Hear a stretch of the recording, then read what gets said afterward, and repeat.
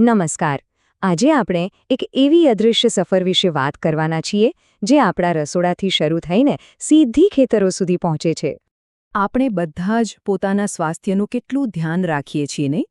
ફળો અને શાકભાજીને એકદમ બરાબર ધોઈને ખાઈએ છીએ, સાફ સફાઈનું પૂરું ધ્યાન રાખીએ છીએ, પણ શું આટલું પૂરતું છે? શું એવું બની શકે કે કોઈ અદૃશ્ય ખતરો હજી પણ આપણા ખોરાકમાં ક્યાંક છુપાયેલો હોય? અને આ જ આજનો આપણો મુખ્ય મુદ્દો છે.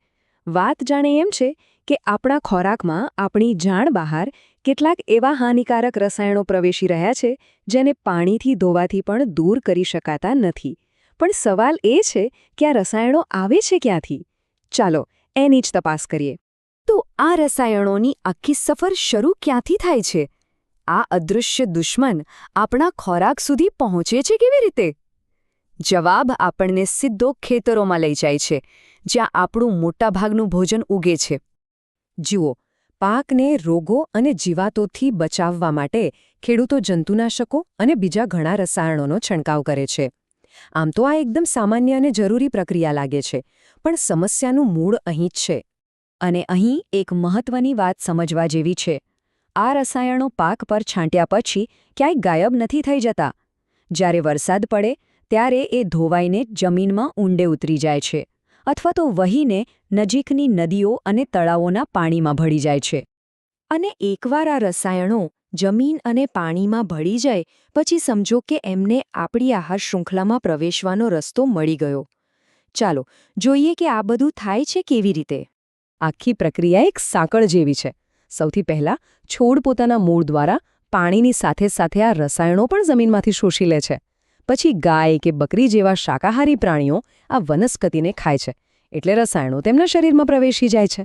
પણ વાત અહીં અટકતી નથી. જ્યારે કોઈ માંસાહારી પ્રાણી આ શાકાહારી જીવનો શિકાર કરે ત્યારે આ ઝેર તેના શરીરમાં પહોંચી જાય છે. અને વિચારો, આ સાંકળના અંતે કોણ છે? આપણે, મનુષ્ય. અને અહીંથી વાત ખરેખર ગંભીર અને ચિંતાજનક બની જાય છે. આ રસાયણો અવિઘટનીય છે, જેનો સીધો અર્થ એ છે કે આપણું શરીર તેને પચાવી શકતું નથી કે શરીરમાંથી બહાર પણ કાઢી શકતું નથી. આને કારણે આહાર શૃંખલાના દરેક આગલા સ્તરે આ ઝેર માત્ર જમા જ નથી થતું, પણ તેની માત્રા સતત વધતી જાય છે. બરાબર. અને આ જે સંગ્રહ થવાની પ્રક્રિયા છે ને, એ કોઈ સામાન્ય પ્રક્રિયા નથી. દરેક આગલા સ્તરે આ ઝેરની માત્રા અનેક ગણી વધી જાય છે. ચાલો આ ઘટનાને જરા વૈજ્ઞાનિક રીતે સમજીએ. આ ઘટનાને જૈવિક વિશાલન કહે છે. તેની વ્યાખ્યા બહુ સ્પષ્ટ છે. આહાર શૃંખલામાં જેમ જેમ આપણે ઉપરના સ્તરે જઈએ તેમ તેમ હાનિકારક રસાયણોનું પ્રમાણ વધતું જાય છે. તો આ જૈવિક વિશાલનની પ્રક્રિયામાં સૌથી વધુ જોખમ કોને છે? જવાબ કદાચ થોડો ચોંકાવનારો લાગી શકે છે, પણ એ આપણે પોતે જ છીએ. કારણ ખૂબ જ સરળ છે. મનુષ્ય આહાર શૃંખલામાં એકદમ ટોચના સ્થાને છે. આપણે શાકભાજી, ફળો, અનાજ અને માંસ બધું જ ખાઈએ છીએ.